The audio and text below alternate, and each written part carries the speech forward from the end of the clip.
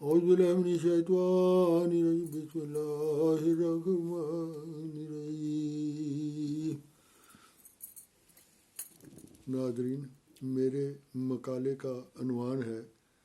مسیح اور دجال کی پیش گوئی کا پس منظر۔ وسلم کی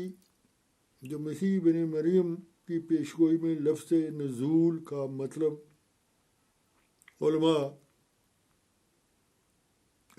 آسمانی نزول لیتے ہیں، گویا مسلمان اور عیسائیوں کا یہی عقیدہ ہے کہ ان کا مسیح علیہ السلام کا وصال نہیں ہوا، وہ جسم سمیت زندہ آسمان پر اٹھائے گئے اور 2000 سال سے وہ زندہ آسمان پر موجود ہیں۔ گویا مسیح اور مسلمان علماء مسیح ناصری کے دوبارہ آمد کا دروازہ انہوں نے کھلا رکھا ہے، جبکہ ان کی آمد ثانی کے لیے باطنی اور حقیقی پہلو کو بالکل نظر انداز کر دی گئی۔ مسیح علیہ السلام کی وفات کا مسئلہ واضح طور پر قرآن و حدیث سے ثابت ہے، اور رہا یہ سوال کہ اگر مسیح علیہ السلام کی وفات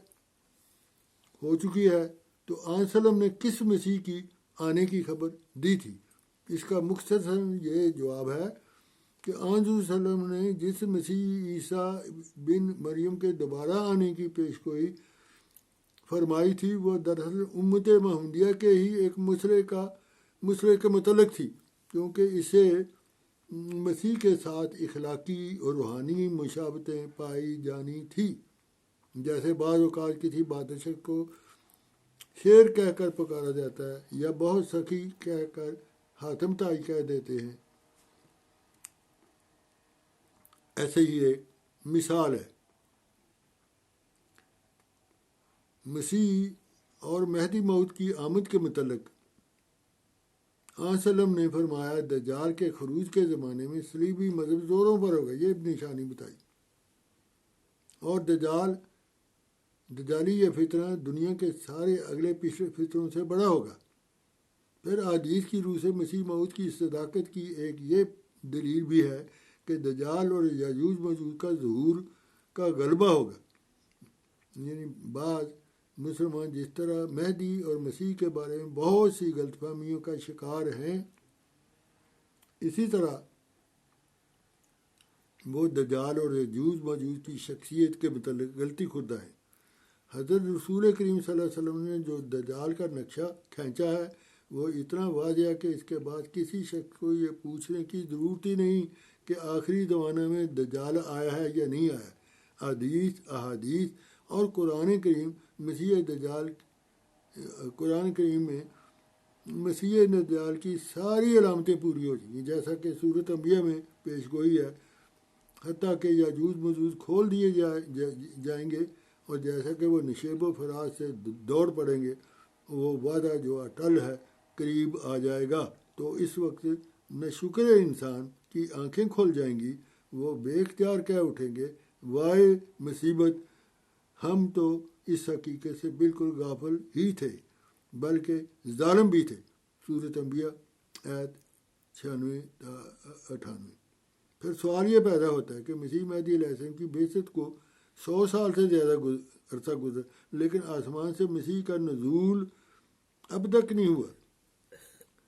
مسلمان علماء کی اکثریت چونکہ ظاہری طور پر اس حدیث کا مطلب لیتے ہیں، وہ ابھی تک مسیح ناصری اور دجال کا بھی انتظار کر رہے ہیں۔ سورۃ انبیاء میں دجال کے کھل جانے کے بعد 14ویں صدی ہجری میں زلزلہ کی ایک صدی ہے، اور ربع اول کے بعد اسلامی فتوحات کی صدی ہے۔ اس میں مسیح ثانی اور دجال کی آمد مقدر تھی۔ قرآن و حدیث کی روح سے صاف ظاہر ہے کہ یاجوج ماجوج اور دجال ناموں کی مصداق وہ مغربی اقوام ہیں جو ساری دنیا کے کمزور انسانوں حکومتوں کے سر پر سوار ہیں، جنہوں نے عیسائیت کو تو قبول کیا، مغربی اقوام عیسائیت کو قبول کیا، لیکن عملاً اس سے بہت دور جا پڑی، حتیٰ کہ ان اقوام میں بعض نے خدا کی ہستی کا انکار کر دیا۔ مسیح مہدی موعود نے اپنی بعثت کی ایک بڑا مقصد بگڑی ہوئی عیسائی اور دجالی اقوام کے خلاف کلمی جہاد کو پیش کرنا تھا، یعنی دجالی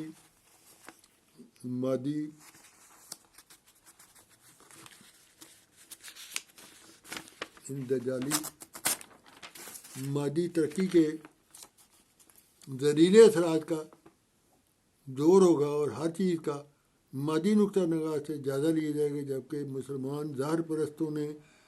مامور زمانہ کو بچانے میں وہی غلطی کھائی جو مسیح ناصری کی بعثت پر یہودیوں نے کھائی تھی۔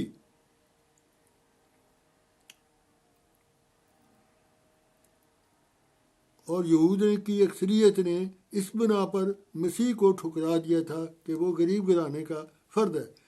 ہمیں تو تخت داؤدی کا وارث شہنشاہ چاہیے اور اقتدار مسیح چاہیے، جس کے پاس حکومت ہو، اقتدار ہو۔ یہی مطالبہ آج کل کے مسلمانوں کا عمل ہے، حالانکہ وہ مامور الہی تو آسمانی بادشاہت کے وارث ہوتے ہیں، مادی دنیا کی بادشاہی تو اس کے مقابل کوئی چیز نہیں۔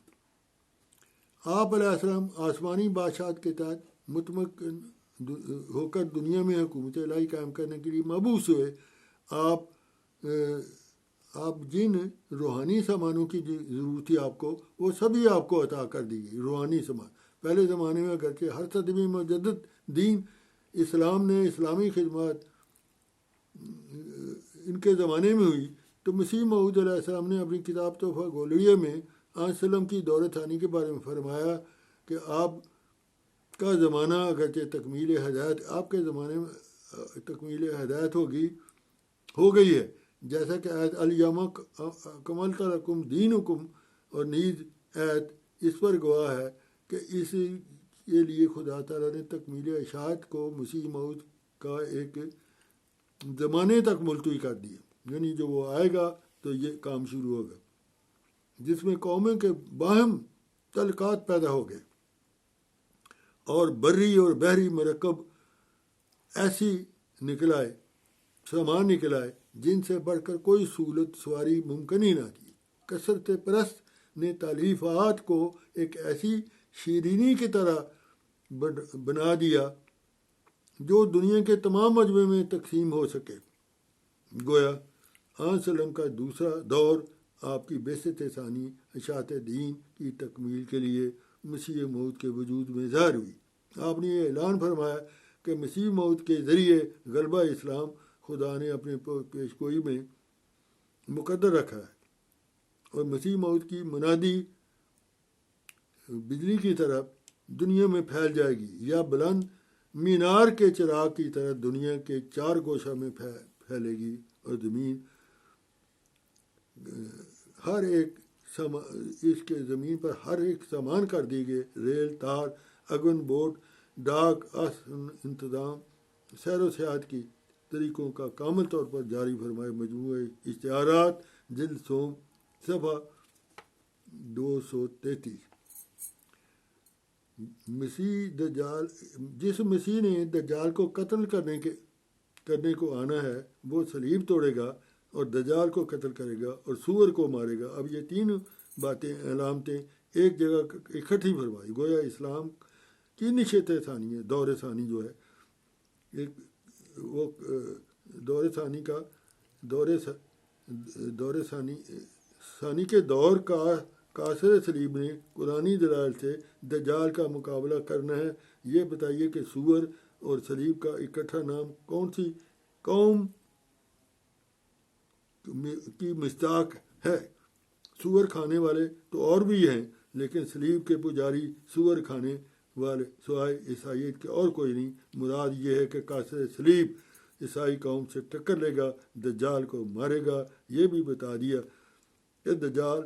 دجالی یہی لوگ ہیں جن کی نشانیاں ظاہری طور پر نظر آ رہی، ان کا ساری دنیا پر غلبہ ہے، جن مغرب قوموں کا، چاہے انہوں نے سارے دنیا میں دجال کا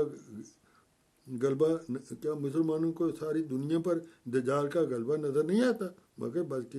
تھے عمدہ مسلمان کی اکثریت 14ویں صدی میں آئین مسیح موعود علیہ السلام کو قبول کرنے کی سعادت نصیب ہوئی، لیکن مسیح ناصری علیہ السلام کے لیے آسمان سے اترنے کا اور دجال کے بھی یہ ابھی تک منتظر ہیں۔